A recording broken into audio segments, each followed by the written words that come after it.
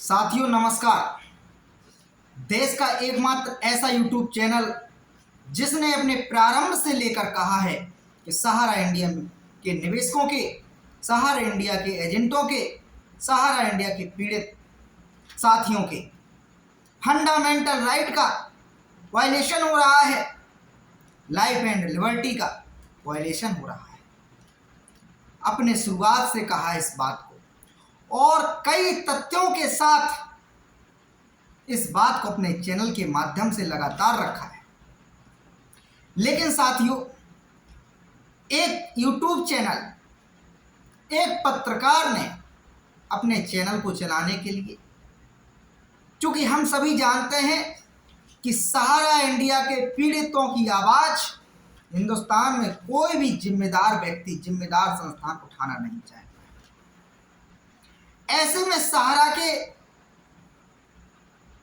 समर्थन में या सुब्रत राय के समर्थन में कोई भी व्यक्ति खबर चलाता है या सहारा पीड़ितों के निवेशकों के हितों में कोई भी व्यक्ति जानकारी प्रदान करता है तो उसका चैनल एकदम ग्रोथ कर जाता है, सब्सक्राइबर बढ़ जाते हैं, व्यूअर बढ़ जाते हैं और पूरे हिंदुस्तान में पहुंचने का प्रयास करना शुरू कर देता है। साथियों, आपने आजकल एक बात को बड़ी गंभीरता से सुना समझा होगा। हालांकि मैं उस चैनल का अपने मुंह से नाम नहीं लेना चाहता। उस चैनल ने इस बात को छेड़ दिया है, क्या सुब्रत राय बेगुनाहगार हैं? सुब्रत राय का कोई गुनाह नहीं है। उन पर जो आरोप लग रहे हैं तमाम सारे अपराधों के, वो सब बेबुनियाद हैं। उस चैनल ने यहाँ तक कि ये भी कह दिया कि जिस व्यक्ति ने ये तक कह डाला हो कि जस्टिस ऑफ सुप्रीम कोर्ट जिन्होंने अवमानना के केस में सुब्रत राय को जेल की सलाखों के पीछे पहुंचाया हो, अब वो शख्स अपने चैनल के माध्यम से उन जस्टिस को सलाखों के पीछे पहुंचाने की बात कर रहा है और कानून के दांवपेच पर एक सुप्रीम कोर्ट के अधिवक्ता के माध्यम से पक्ष रख रहा है। साथियों, ऐसे में जब समय थी किसी भी हिंदुस्तान के जिम्मेदार पत्रकार होने के नाते कि हिंदुस्तान में सहारा की दर्जनों कंपनियां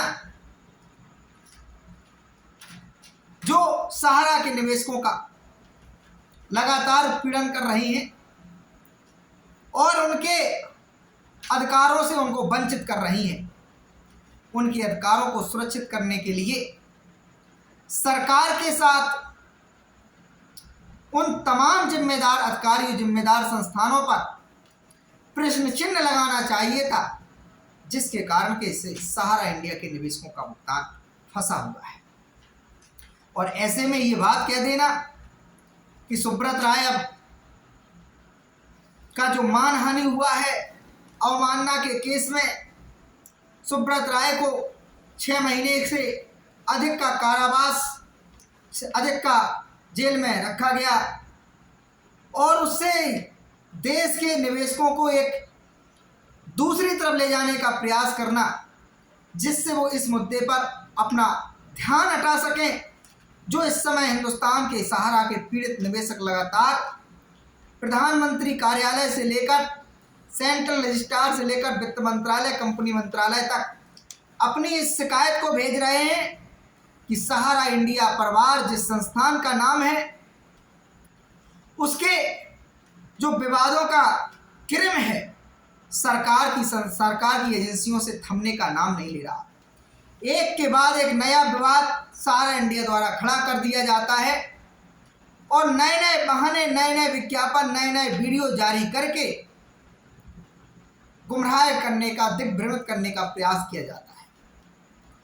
सहारा का निवेशक मांग कर रहा है कि सरकार सीधा इस मामले पर हस्तक्षेप करे, 2 से 3 लाख करोड़ रुपए का राहत पैकेज उपलब्ध कराए, चूंकि ये सरकार की व्यवस्था फेल होने का नतीजा है।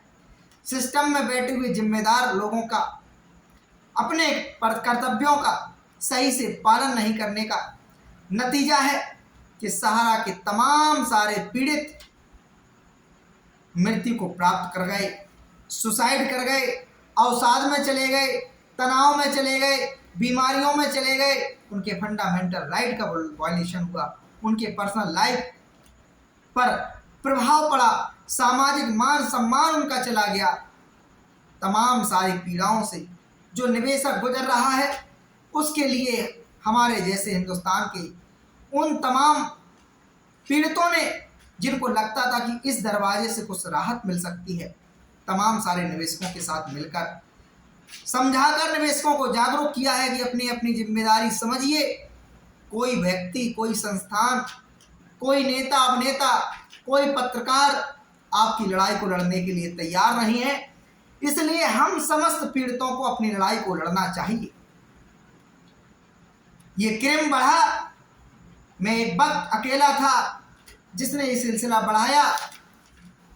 सहारा ने यहाँ तक कि अपने कंपनी के एम्प्लॉइयों, कंपनी के एजेंटों, कंपनी के कार्यकर्ताओं, कंपनी के अभिकर्ताओं को तक नहीं बख्शा।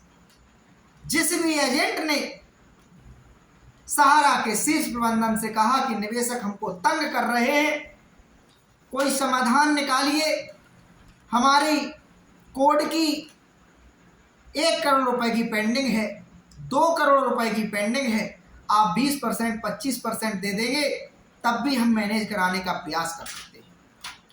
लेकिन हुआ क्या हुआ, उस एजेंट को, उस कर्मचारी को, उस कार्यकर्ता को धमकाया गया, डराया गया कि आप फंड की मांग करते हैं, आपको शर्म नहीं आती है, विवाद कितना गंभीर चल रहा है सरकार के साथ, आपको और निवेशकों से पास पैसा लाने का प्रयास करना चाहिए। आप मार्केट से पैसा कलेक्ट करके लाए थे, तो अब जब आप कल लेकर आए थे तो आज भी लेकर आ सकते हैं। जो नया पैसा लेकर आए उसे पुराने निवेशकों का भुगतान। जब सहारा के शीर्ष प्रबंधन के अधिकारियों का ये दुस्साहस बढ़ता चला गया, तमाम सारे एजेंटों ने कंपनी के खिलाफ मोर्चा खोला। जब कंपनी के खिलाफ सोशल मीडिया पर लिखा, सोशल मीडिया पर वीडियो पोस्ट किए, स्थानीय सांसदों, विधायकों से अपनी पीड़ा को सदन में, संसद में उठवाने के लिए आवेदन दिए, जब सेबी को, सेंट्रल रजिस्ट्रार को, सहकारिता मंत्रालय को, तमाम सारे और अन्य विभागों को संपर्क साधा, तो सहारा के एजेंटों के साथ सिर्फ डराया नहीं गया, धमकाया नहीं गया, उनकी एजेंसीज को सीज कर दिया गया। उनके सहारा इंडिया के स्थानीय कार्यालय परिसर में आने जाने पर रोक लगा दिया गया। अखबार में एक सार्वजनिक नोटिस चस्पा कर दिया गया कि इस एजेंसी की, इस कार्यकर्ता की एजेंसी को टर्मिनेट कर दिया गया है, सीज कर दिया गया है। उसके कमीशन को रोक दिया गया, उसके फ्यूचर फंड को रोक दिया गया, उसको अगली पीढ़ी तक के सुनहरे जो सपने दिखाए थे, एक पल में उसको जमींदोज कर दिया गया। ऐसे में एक पत्रकार इस मुद्दे से हिंदुस्तान के निवेशकों को भटकाए, सहारा पीड़ितों को भटकाए कि सुब्रत राय के फंडामेंटल राइट का वॉयलेशन हुआ है, अवमानना के केस में 6 माह से ज़्यादा उनको जेल में रखा गया है। अरे सुब्रत राय पर ये कहिए, श्री सुब्रत राय का वो जलवा है हिंदुस्तान के अंदर, वो व्यक्ति इतना सुपर पावर है कि किसी भी सरकारी एजेंसी को, सरकारी विभाग को डराने का, धमकाने का, गुमराह करने का मादा रखता है, बड़े बड़े वकीलों की फौज खड़ा कर सकता है। वो व्यक्ति बार बार एम्बार्गो लगा होने के बावजूद भी बड़ी बड़ी पार्टियां कर सकता है, करोड़ों रुपए पानी की तरह वितरित कर बर्बाद कर सकता है निवेशकों की। वो व्यक्ति झूठे विज्ञापन जारी करने की क्षमता रखता है, वो व्यक्ति लगातार झूठे वीडियो जारी करने की ताकत रखता है, और उसके खिलाफ दर्जनों सैकड़ों मुकदमे दर्ज होते हुए भी सिंगल मामले में अभी तक गिरफ्तार नहीं किया जा सकता। उस व्यक्ति के पर सीधा सीधा हिंदुस्तान के ना जाने कितने वो लोग जो अपनी तनाव में परेशानी में आकर मौत को गले लगाए गए, सीधा उन लोगों ने सुब्रत राय को जिम्मेदार माना। तो 3 से 6 आईपीसी के तहत ना जाने कितने मुकदमे लिख गए होंगे इस देश के। हम सभी जानते हैं ये गैर जमानती अपराध है, हम सभी जानते हैं संज्ञेय अपराध है। संज्ञेय अपराध में यदि किसी व्यक्ति के खिलाफ मुकदमा पंजीकृत हो जाता है, विवेचना तो बाद में होती है, लेकिन उसकी तत्काल गिरफ्तारी तय हो जाती है। जैसे ही पुलिस को वो व्यक्ति मिलता है, तत्काल पुलिस उस व्यक्ति को गिरफ्तार कर लेती है। उस व्यक्ति की आप ताकत की बात कर सकते हो? आपको क्या लगता है सुप्रीम कोर्ट के में उस व्यक्ति ने राम जेठमलानी से लेकर कपिल सिब्बल से लेकर राजीव धवन से लेकर ना जाने हमारे कितने सुप्रीम कोर्ट के सीनियर अधिवक्ताओं को नियुक्त कर रखा था, और आप कहते हैं कि किस कारण से, किस गलती से, क्या उस आपसे हाथ जोड़कर प्रार्थना है अपने चैनल को चलाने के लिए, क्योंकि ये मामला संवेदनशील है। सहारा के निवेशक को, सहारा के पीड़ित को जहां कहीं भी उम्मीद की नजर किरण आती है, जैसे ही उसको सहारा इंडिया लिखा हुआ शब्द मिल जाता है यूट्यूब पर, सोशल मीडिया पर, अखबारों में, टीवी चैनल्स पर, तो तुरंत व्यक्ति वो आंखें थाम कर उस चैनल्स को देखने लगता है, उस अखबार की खबर को पढ़ने लगता है, उस वीडियो को देखने लगता है। तो आपसे मेहरबानी, आपसे उम्मीद है कि आपको लड़ना है तो सहारा के निवेशकों के हितों के लिए लड़िए। आपको अंदर की गहराई का शायद अभी ज्ञान और बोध नहीं है कि सहारा इंडिया परिवार ने ऐसा कौन अपराध नहीं है, ऐसी कौन सरकार की एजेंसी नहीं है जिसके कानूनों को माना हो, तमाम सारे कानूनों का उल्लंघन किया। क्या हिंदुस्तान के लाखों लाख लोग जो शिकायत वो भेज रहे हैं, क्या वो फर्जी हैं? नहीं है साथी। कौन नहीं जानता है सुप्रीम कोर्ट के सिर्फ आदेशों का उल्लंघन नहीं किया गया साथी। सेबी के पास जिस सेबी के पास पावर थी, और आज साबित हो चुका है सहारा रियल एस्टेट और सहारा हाउसिंग को, सेबी के ट्रिब्यूनल ने भी इस बात को माना है कि सेबी के पास रजिस्टर्ड होना चाहिए था इन दो कंपनियों का। हाई कोर्ट ने भी माना है, इसके बाद सुप्रीम कोर्ट ने भी माना है। इसके बावजूद भी आप कहते हैं क्या गुनाह किया? वहां सुधार की गुंजाइश थी सहारा समूह के पास। पहले एक छोटा अपराध किया, फिर बड़ा अपराध किया, और अपराध पे अपराध सहारा समूह करता चला गया, और जिसके आज लगातार आरोप लग रहे हैं। मैं एक निवेशक होने के नाते कहता हूं, सिर्फ ये मैं आरोप नहीं लगा रहा। गली चौराहों में जाइए, अगर आप ईमानदार और स्वच्छ छवि के पत्रकार हैं तो अपना माइक, अपना आईडी लेकर जाइए, गली गली में घूमिए, देखिए उसके सर्टिफिकेट से किस प्रकार का छेड़खानी किया गया, कैसे धोखेबाजी की गई, कैसे एक कंपनी का पैसा खुदरा क्षेत्रीय कंपनी में लगा दिया, और वहां सहारा रियल एस्टेट और सहारा हाउसिंग से कहा सहारा क्यूसॉप में लगा दिया। उस क्यूसॉप में धोखा किया गया। मार्केट के अंदर एक खुदरा व्यापार में सहारा ने उतरने का वारदात किया। ना जाने कितने सारे एजेंसीज को, डिस्ट्रीब्यूटर को नियुक्त किया। पूरा हिंदुस्तान जानता है उन लोगों के साथ सिवाय छलावे के अलावा कोई काम नहीं किया। आप करते हैं सहारा इंडिया के सुब्रत राय की आपको हमदर्दी लग रही है। यदि सच्चाई में लड़ना है तो गली गली में हिंदुस्तान की जाइए, और उन पीड़ित निवेशकों की, मैं कहता हूं आपका चैनल दिन रात तरक्की करे, दिन रात सब्सक्राइबर आए, लेकिन सच को उठाना सीखिए। जिस व्यक्ति पर इतने सारे अपराधों के आरोप हों और उस व्यक्ति की फंडामेंटल राइट की बात करना, कम से कम एक जिम्मेदार और खासकर जो मानवीय व्यक्ति होगा उसका प्रथम दृष्टा यही मानना होगा कि जन समूह जो बात कह रहा है वही सच है। और जन समूह कह रहा है कि सहारा इंडिया के द्वारा धोखे पर धोखे किए गए, तमाम सारे इंसेंटिव, तमाम सारे लकी ड्रा के वादे किए गए, तमाम सारे लोन, तमाम सारा मृत्यु बीमा सहायता राशि, ना जाने कितने प्रकार के प्रपंच रचे गए। यहां तक कि जब क्यूसॉक को एक सहारियन स्कीम में कन्वर्ट किया गया तो पॉइंटों का खेल खेला गया।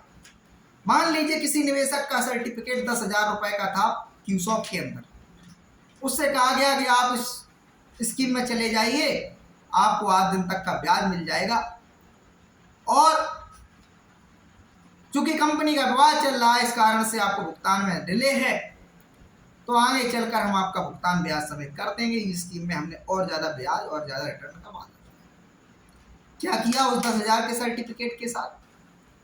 10,000 के उस सर्टिफिकेट को जब ब्याज सहित दिया तो 2 सर्टिफिकेट छाप दिए। एक सर्टिफिकेट तो 10,000 का रहा, एक सर्टिफिकेट में पॉइंट छाप दिए और कहा ये पॉइंट हमारा 100 रुपए का है। इस प्रकार के धोखे किए गए। इसके अलावा चूंकि साथियों वीडियो ये 25 मिनट से बड़ा नहीं बनाना है हमें, तो इसलिए एक बात और चलते चलते रखना है कि सहारा इंडिया की सोसाइटियों के निवेशकों के जो भुगतान सेंट्रल रजिस्ट्रार को करना है, उसकी जो राशि निवेशकों तक पहुंचानी है, अभी तक तय नहीं हुआ है। अभी तक वो प्रक्रिया चल रही है। 1 महीने होने को है। 29 मार्च को सुप्रीम कोर्ट ने आदेश किया था सरकार को, सेबी को, सेंट्रल रजिस्ट्रार को कि 5,000 करोड़ रुपए सारा सिविल रिफंड अकाउंट से इसमें हस्तांतरित कर लिए जाए सेंट्रल रजिस्ट्रार के लिए, और सेंट्रल रजिस्ट्रार निवेशकों के भुगतान कर। 18 विभागों की हमने शायद बैठक बुलाई थी।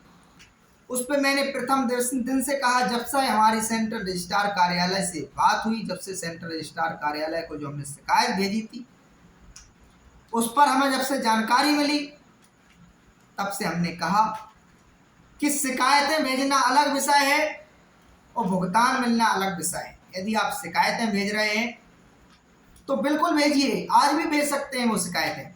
उन शिकायतों को सरकार के पास एडमिट किया जाता है, वह कायदा उसका सॉल्यूशन ढूंढने का प्रयास किया जाता है, और जो दावे की प्रक्रिया है, जो क्लेम की प्रक्रिया है, उसके लिए सरकार पोर्टल बनाने जा रही है। यहाँ तक कि मेरा यह मानना है कि सरकार अखबारों के माध्यम से निवेशकों को सूचना देगी कि आपके भुगतान इस डेट से इस प्रक्रिया से प्रारंभ होने जा रहे हैं। तो आपको ओरिजिनल सर्टिफिकेट की जिस भी पते पे बताना जाए उस पर भेजना होगा।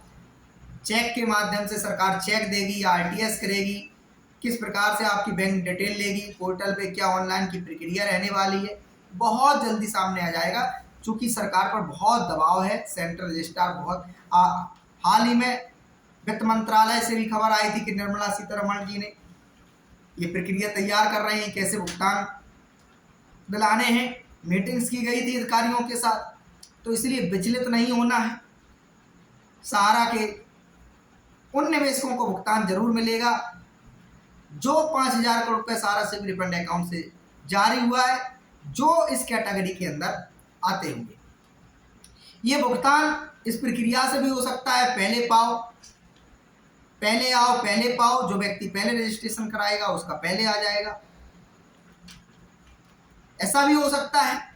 नंबर 2 पॉइंट ये भी हो सकता है कि सरकार सोचे कि पहले छोटे निवेशकों का वितरित कर दिया जाए, 5,000 रुपए तक के, 10,000 रुपए तक। इसके अलावा ये भी हो सकता है कि सरकार ये भी करे कि एक तरफ से जितना भी पैसा दावे जाए और भुगतान करती जाए, उसके बाद देख ले कि अब पैसा खत्म हो गया तो सरकार नया प्रयास शुरू कर दे।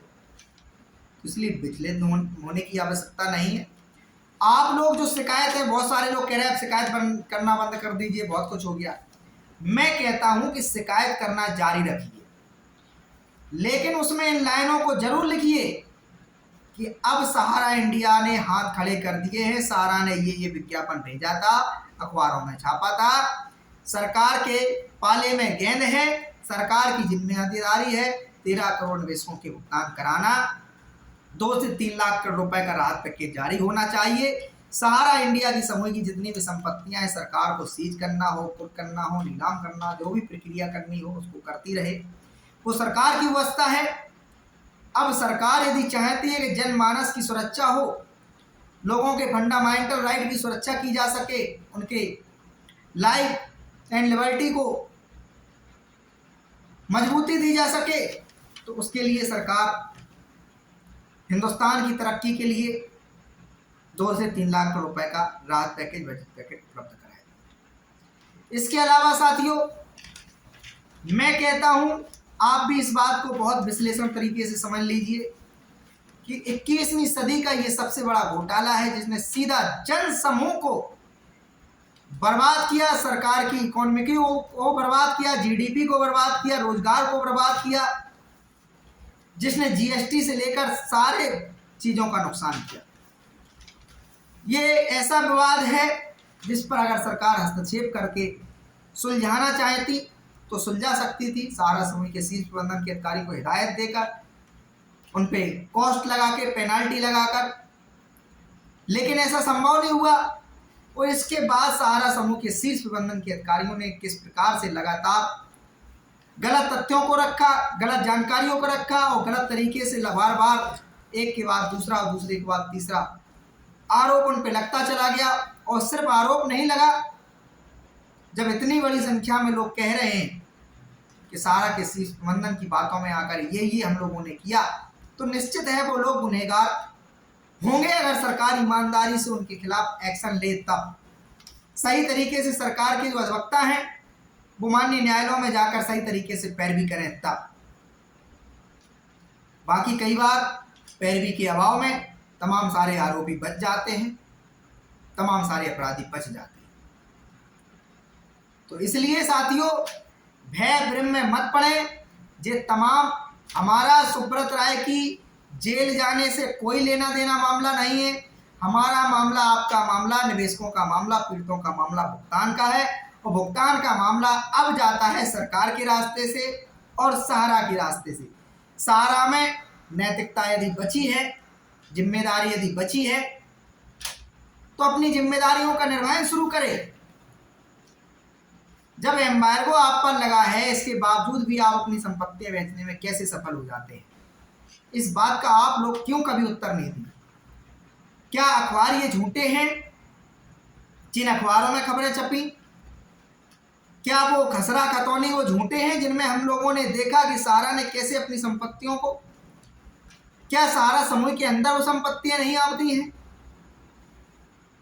तो जो छल कपट नीति सुधार लें तो शायद उद्धार हो जाए सहारा समूह के शीर्ष अधिकारियों का भी। हम तो कहते हैं भाई, सरकार की यदि ज़्यादा ही मंशा है कि सहारा समूह के शीर्ष प्रबंधन के लोगों का कोई गुनाह नहीं है, तो भैया माफ़ कर दो।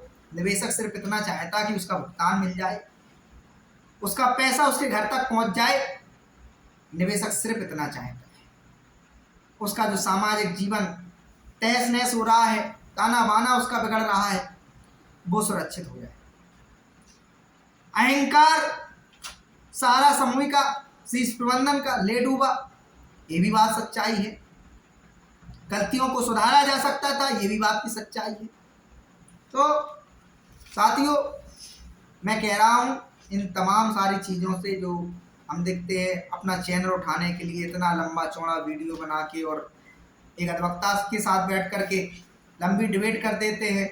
इतनी अगर लंबी डिबेट करते तो निवेशकों के हितों के लिए कर लेते तो ज़्यादा अच्छा होता, सोसाइटियों के निवेशकों के लिए कर लेते तो ज़्यादा अच्छा होता। इस बात के लिए कर लेते कि सरकार अपने पास से 2 से 3 लाख करोड़ रुपए की मदद उपलब्ध कराए निवेशकों के लिए, तो ज़्यादा अच्छा होता। तो साथियों, तो आपको बहुत ज़्यादा गुमराह नहीं होना है। धैर्य रखिए, लड़ाई जारी है, संघर्ष जारी है, प्रयास जारी है। और इस प्रयास में आप बस मदद करते रहिए। सोशल मीडिया पर वीडियो पोस्ट कीजिए, ट्विटर पर जाकर सरकार को टैग कीजिए, पत्राचार कीजिए वित्त मंत्रालय के साथ, प्रधानमंत्री कार्यालय से। उनसे कहिए कि मामला इतना वर्षों से लंबित है, सरकार कर क्या रही है, लोग मर रहे हैं, इसके बावजूद भी सरकार कार्रवाई पे कार्रवाई करती चली जा रही है, जिसका निष्कर्ष नहीं निकल रहा। तो निष्कर्ष निकालो और इस निष्कर्ष पर पहुंचो कि सरकार भुगतान करेगी किसी भी कीमत पर, जनता के साथ अन्याय नहीं होने देगी किसी भी कीमत पर। इस मुद्दे पर पहुंचिए। धन्यवाद।